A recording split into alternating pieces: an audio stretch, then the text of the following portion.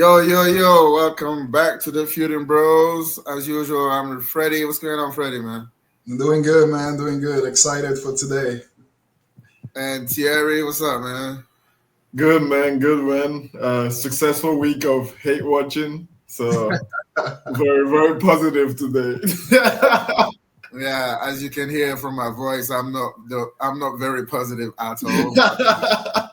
I don't want to be here, but I guess I have to be here. And yeah, let's go, man. Let's do it. Let's get it out of the way, like I said, man. So yeah, what a rough week for Arsenal fans all around the world, you know. And exit in the Champions League semi, and I'm sure we got a lot to talk about. So let's start there.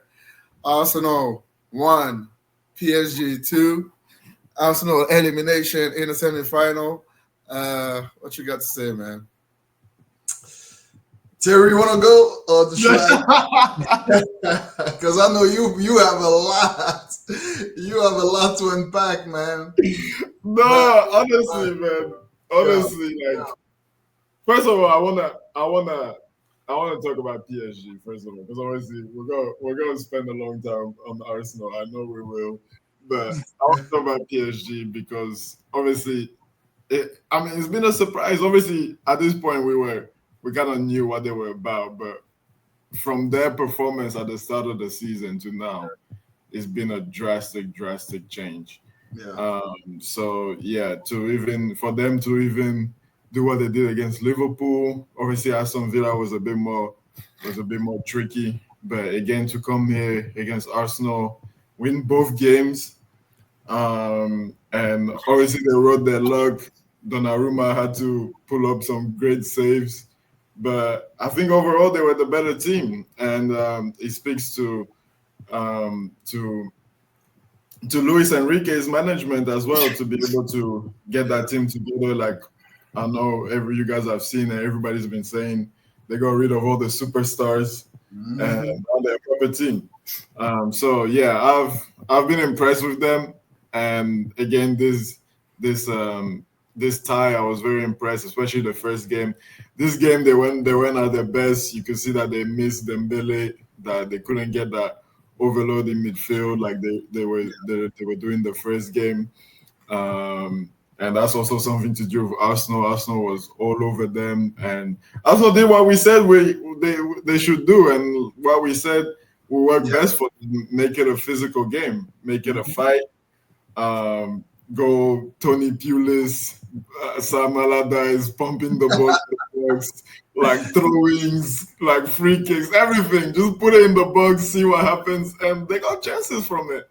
And in the end, especially in this game, maybe not the first game, but this game especially, it was just the lack of just being clinical. I don't even want to say lack of a striker, but lack of being clinical, just not finishing their chances. If Martinelli puts that in, if Declan Rice, I know he's obviously a mid, but like that was early on as well. That was 5 minutes in. Yeah, that was 5 minutes in. Other guy, that's a wonderful save from the keeper. Yeah, that was. But if one Saka, or two of those, Saka later on. Yeah. But yeah, if those chances go in, it's a totally different story, and you might be sitting here in the final, and so yeah, I think maybe this game, like a lot of Arsenal fans have said, and maybe fans from other teams as well have said, this game was probably lost by Arsenal in the January transfer window. I think maybe that's where it was lost, because you see PSG. What did they do? They brought in Kvaratskhelia, and he's been amazing for them. Obviously, he didn't score in this game, but he's been one of the main reasons of their transformation from the start of the season to now. Yep. Arsenal have done with maybe somebody like that to come in, especially knowing that they've had all those injuries, to do something. Maybe that would have had a big impact in this game, I think. But yeah, in the end, the best team won. And yeah, we were set up for a very, very nice final. But yeah, Arsenal left with a lot of questions. Arteta left with a lot of questions. He's starting to sound a little bit like Ten Hag. Man is losing it, man. It's starting to sound like Ten Hag a little bit. Maybe the hair will start going. Yo, I want to go back just real quick as well on PSG, real quick. As you mentioned, the growth under Luis Enrique has been phenomenal. From when they play Arsenal the first time to now, we completely, we all can tell that it's a whole different team. Like, they have evolved the most this season compared to Liverpool, which has been consistent, for example, right? So coming into this game 1-0 up and delivering what they did, they suffered a lot, as you said, Thierry, but eventually they got the upper hand. They were more clinical, right? And yes, I completely agree. The transfer window has killed Arsenal.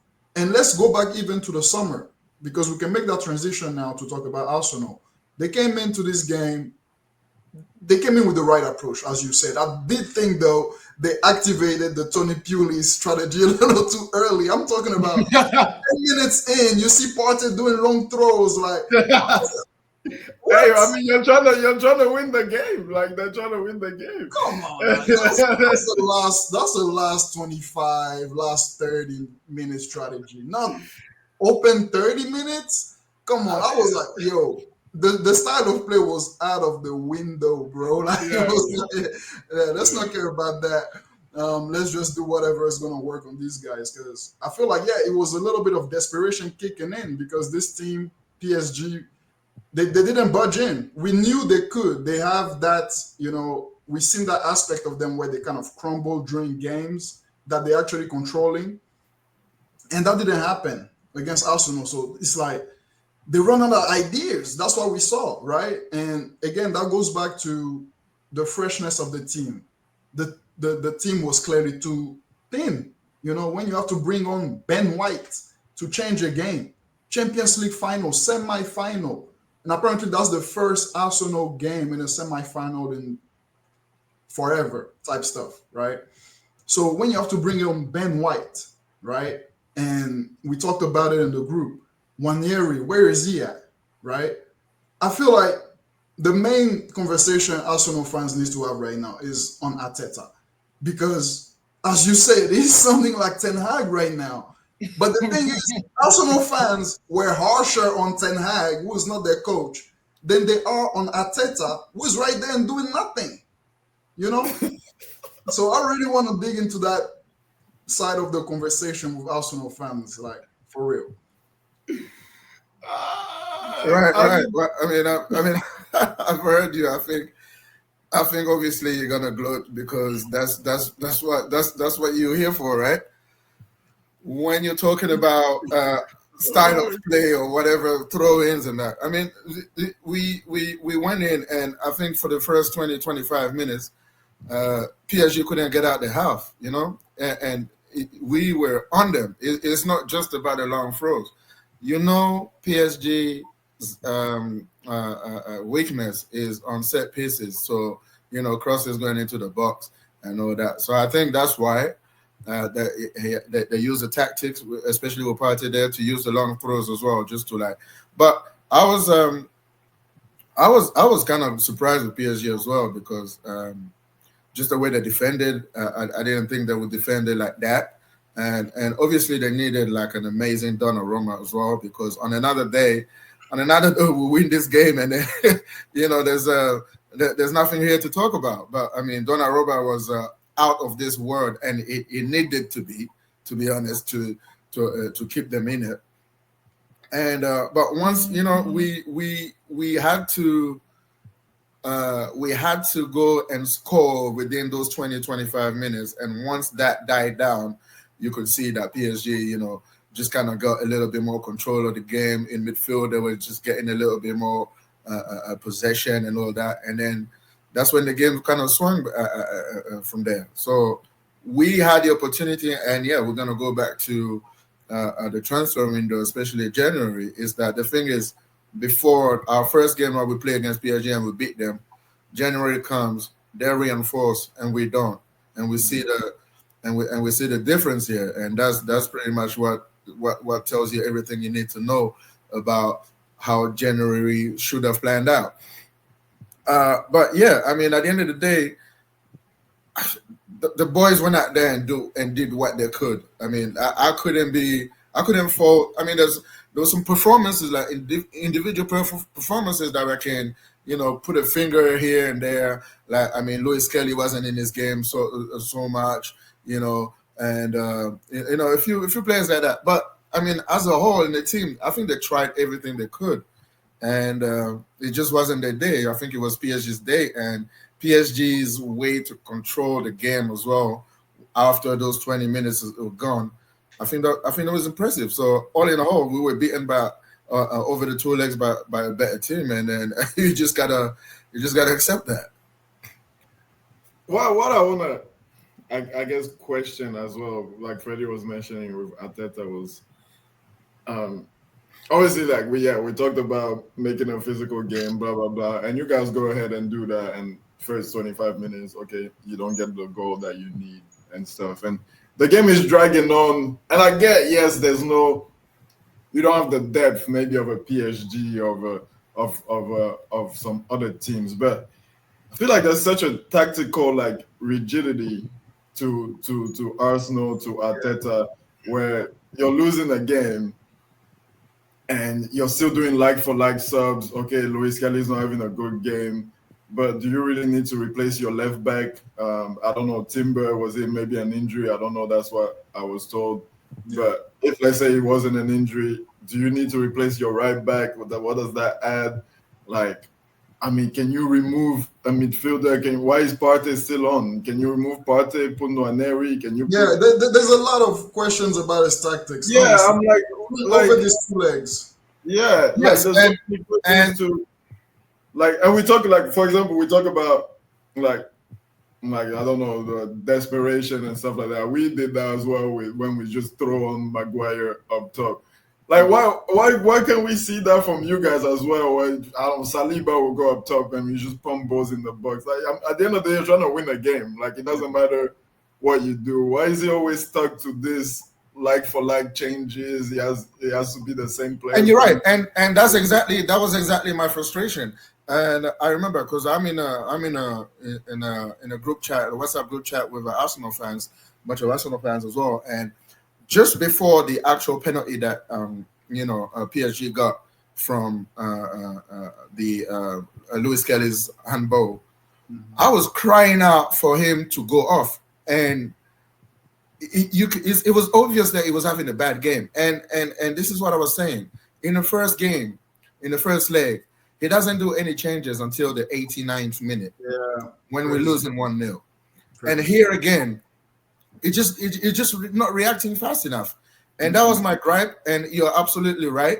Why is it that you're doing like for like changes right now? Why are you not going? Well, if you're taking Luis Kelly off, why are you not going maybe 3 at the back? And then putting on an extra forward. It's kitchen sink time. It's just 20 minutes to go. It's a semi-final. You're losing. I think by that time you were what? There was still 1-0, but like the score quickly after, when they missed the penalty, the score quickly after. So you're 2-0 there. You can't just make just like for like, changes. It's a semi-final. It's not like a league game where we can drop 3 points today and we can make up. No, we're about to go out there. Just do something. And I was very frustrated as well. And I said in the group chat, I said, I think Arteta is actually, over these 2 legs particularly, he has showed some of his limits right now. Because you have, it's not like you don't have attackers. You have attackers on the bench. And for what Nwaneri is, right? He's an extra pair there. He's an extra forward there that can cause chaos there. Look at Saka's chance where Donnarumma just pulls out. I don't even know where it comes from. But that's what Nwaneri does. Just cutting in and then doing those curlers and that. That's what Nwaneri does. Why is he not on the pitch? Why are you doing like for like? I think it was too safe, too pragmatic, and he's actually showed a little bit of his naivety and a little bit of his limits right now. So yeah, I agree. The thing for me is that it's not the first time with him. It's been there are instances we can go back and we can be like, oh, why did he not do that? Why did he do this? Of course, managers make mistakes and all of that, but there is a little bit of a recurring theme here, and I feel like it stems from the fact that he's comfortable. I feel like he's comfortable. Did he not feel the pressure on that game that, hey, if I don't win this, like that's a season, that's my head, that's like there was we didn't feel the urgency, right? And that's what we're talking about right now. So I don't know if we didn't feel the urgency. I mean, did you? I mean, watching at the game, I feel like they went out and they put everything out there. I think the players did, and sometimes you just go against a better team. The players, yes, it's better than it, you know. The players, yes. Arteta, that's who I'm talking about right now. Arteta, yeah, I mean, Arteta, we just talked about the lack of tactical nous that I thought he lacked of during this game. And definitely that is on him. I mean, like, I feel like he's comfortable in his job. He's like, hey, ain't nobody gonna take me out of here. Well, if he feels like he's comfortable now, he's not gonna be for much longer, because I'm telling you, and I've been saying here since day one on this channel, like, from next year, if you don't win nothing, which is proven now that you haven't won anything, from game one next year, pressure is gonna be on you, man. And not only from the fans, because the patience is probably over for a lot of the fans. And Berta is there as well. Berta is probably gonna want his own man to kind of run things up there as well. So the pressure is definitely on. Whether he feels like it's on or not, I can't really speak for him, but I can tell you definitely that the pressure, if it wasn't on before, is definitely on now. So you feel like he deserves that next year? I mean, he's not going to get sacked. Whether he deserves it or not, right now, I don't think is an issue right now, because he's not going to get sacked. They're not going to sack him right now.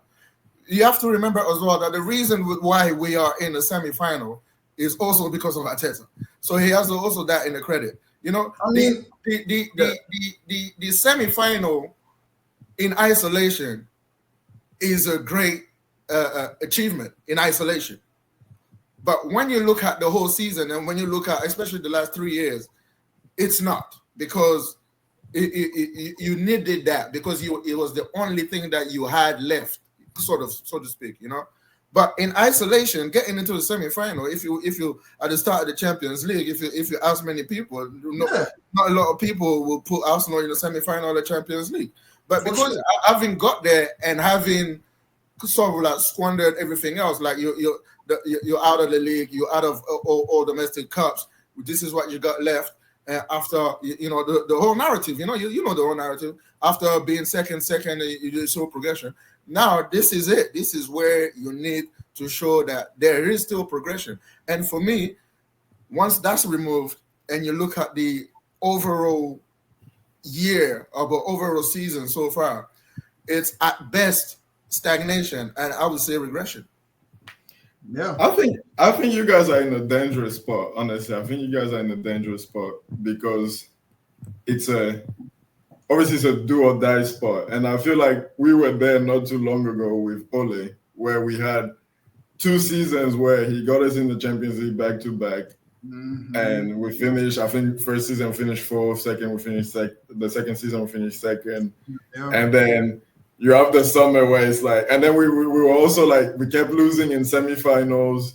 We lost in Europa League final. And you have the summer where it's like, okay, this summer you've got to get the players in that are going to make you win next season. And then you go out and you get these big name players. Obviously, in hindsight, you're going to say it's wrong, but like, we went out, got these big name players, everybody's excited, and then it all falls to the ground. So, like, I feel like you guys had this, like, almost like, because there was progress, because there was things going well, you guys had this almost expectation that at one point you're just going to win something, it's just going to happen because you guys are progressing. And you kind of took for granted the opportunities you had when you were reaching semifinals of League Cups and FA Cups and stuff like that. And you kind of just like, or even not even semifinal, but like round of 16 playing against us or some other random team, and you kind of lose, and it's just like, we got the league anyway. We're gonna go win the league. So yeah, and that's 2 years. That's 2 years in a row where he's putting all his eggs in one basket and he's failing. And at the end of the day, like I said, I'm not like a Arteta lover or whatever, like a fanboy or whatever. I'm just saying what I see, and what I see right now, when you put everything into perspective, is that, bro. Like I've said in a group chat, maybe I was a little bit emotional because it was right after the game, but I've said in the group chat that I don't think he's going to be here till by January next season.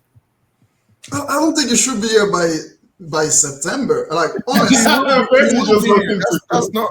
There's no talk of sack. I understand what you're saying. It's not going to happen. The thing is the club though. Is the standards of the club that have to impose that on him, and they're not doing that as well. No, but what the club is going to say, they're going to see, they're going to see his achievement, and then they're going to. What achievement though? That's the question. What achievement? Well, that's the thing. Like I said, we're in the semi-final a lot because of Arteta. Yeah, we weren't reaching those heights before him, and that's facts. So they're going to use that. They're going to also use the fact that you know. But that's what they're gonna tell the fans. I mean, I'm not buying it anymore. But that's what I'm saying is here. They're gonna use the fact that this year there was mitigating circumstances, injuries and all that. That's what they're gonna tell us. I'm already ready for the PR talk, right? Because that's what they always do. So that's what they're gonna tell us, and that's why it's gonna stay. But I'm telling you, from day one next year, but it's gonna be there. It's gonna be there next season because he's got that credit. He's got that credit in the bank right now, and that's. Do you think the board? Sorry, Fred. Do you think the board like threw away the season kind of a little bit? You could say that. You could say that because I mean I don't know what they're. I mean, what was the plan? I don't know what the plan was in general because all the noise is that Arteta really wanted players and the board blocked it for some reason, for one reason or another. So on that sense, if that's true, you can't really put down Arteta. He kind of tried to get the players that he needed, and the board just blocked it. But on the other hand, right, it's like, for example, I'm just saying, if you did buy a striker. Okay, if you did buy a striker, but then he was injured for like Havertz right now. Say we had Isaac, but then he's injured for the PSG tie. What do you do then? You still have these players that you do. So it can't really just be because you didn't have the striker. You see what I mean? There's also your tactical nous that you need to show, which you cannot show against Real Madrid, but people are gonna say, it's a half Pep Real Madrid and all that, but you still did it because there's a mythical the pressure that comes with Real Madrid. But then against PSG, you didn't really show that. You didn't really show it, and like Freddie said as well, there's in some instances where you didn't really show it as well. Like I've been very critical of some of his, especially some of his late substitutions. It's like, why are you bringing in this guy? Well, we're losing or we're drawing. Why are you bringing this guy in the 89th? What's he going to do?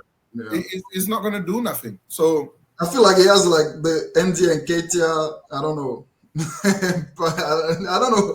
Because he did that a few times with Eddie and then it worked. And I guess that he moved on with that kind of thing. But anyway, maybe. But I mean, it's just like, it's like you said. It's like sometimes you need to show something else. Like I think you've both said it. Beyond, I mean, we're beyond the game plan, which is, pressure and all that. We have a second game plan, which is set pieces and all that. But then after that, but especially since Gabriel, set pieces are non-existent. I don't even think we scored one since Gabriel has been injured, right? So that's gone out the window. So I mean, what else you got? I mean, one thing that you got, but one thing that I probably would have done. I'm not, I'm not going to say that. This is what I would have done. 20 minutes left. Bring Sterling in. throw Chuck him in. Anyway, once you're 2-0 down, Yeah. I mean, it doesn't matter if you're 2-0 down or 5-0 down. Right Exactly, now, at least it's tried, right? Bring Sterling in. Bring somebody in. But don't sit on your hands. I mean, he kind of did that.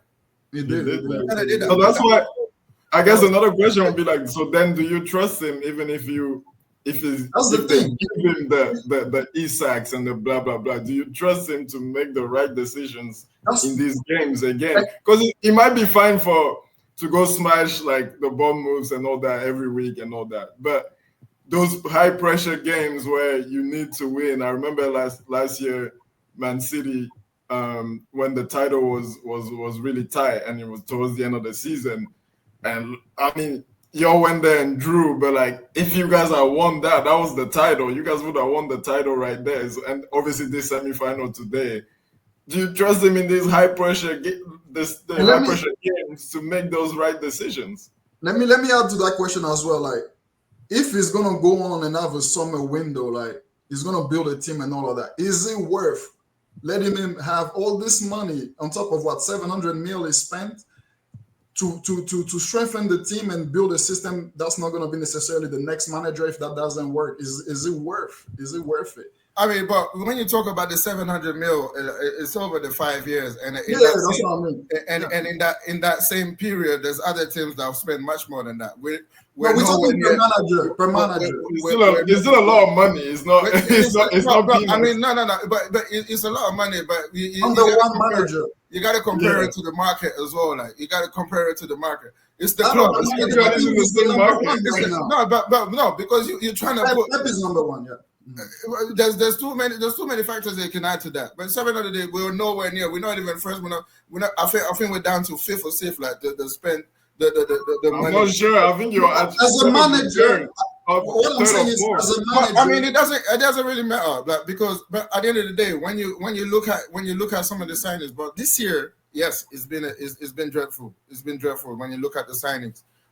He's made some good signings. We can't lie about that. He's made some good signings. Sure. So when you say, do you trust him? Yes, you trust him, but do you trust him to get the right person right now? And that's what we're waiting on, because in 5 years, I mean, I think Aubameyang left in 2022. Since then, he hasn't bought a striker. I mean, he's bought our strikers right now are Havertz and Moreno, and Havertz and Moreno came in as midfielders, you know, and then that's what he was telling us. So he hasn't bought an actual number 9, even when you throw in Jesus in there. Jesus is not like an actual out and out number 9. You know what I mean? Yeah. So he hasn't bought that really focal point striker. Why not? Why not? That's the question. Exactly. That's what I'm wondering too. Because when you look at it, it's like, why? I mean, you should have done something there. But I mean, he hasn't done it. Do I trust him? I mean, it's like when you're looking out there and you look at the name being thrown out, especially at the striker's position, it's the obvious names, right? It's the Gyökeres, it's the Seskos, it's the Isaks. I mean, would I be mad if any of these guys come in? No, I wouldn't be. Then he has to find a way to get them gelling into the team, right? They seem like all three seem like a nice fit for the style of play that he's trying to bring to the team. So jury's still out, but then that's still the excuse that he still has, and that's gonna, like I said, that's gonna wash real quick when you have these players now and you're still not performing. So what's the minimum for him next season? Like, as you said, minimum for him is trophy. Another the League Cup do it for him? No, hell no. Exactly. I was gonna say major, but like the League Cup. I've told you about the League Cup. The League Cup is something you get when you need to get a treble. Yeah. It's not a trophy until you add it to something else. You add it to something else, unless you're Tottenham or something. But I mean, no, the League Cup is not enough for Arteta. The League Cup is definitely not enough for Arteta. He needs a major trophy and another Good title run. defense, a better title defense than this year at least, because this title defense this year was kind of feeble. Well, we're into double-digit points right now. That's not that's the same as when you finish second. I think you even closer. You know what I mean? So that's not a title defense for me. You just there was just one that was much better, and you're just the best of the rest. You know what I mean? So that's not a title defense. You weren't close at all, just like the other 2 years. You know? Yeah. So at least that's what I'm saying. At least, and that's the very least, is like you need to get at least an FA Cup. And in isolation, FA Cup for me, that's not even going to be enough. But at least an FA Cup and a nice title challenge, and again go deep in the Champions League. I'm not saying win it, but I'm saying go deep. You got to the semis, at least another semi, at least, and then we'll talk. But you need to get that trophy. But like I said, like by November, December, if we look at it, we like I don't know, 4th or 5th in the league, you know, but Champions League the first. But if we're struggling, if we're again out of the cup early, that's gonna be peak for him. And like I said, I don't know if it's gonna last till Jan. Well, we shall see. We shall see. But yeah, definitely interesting next season. And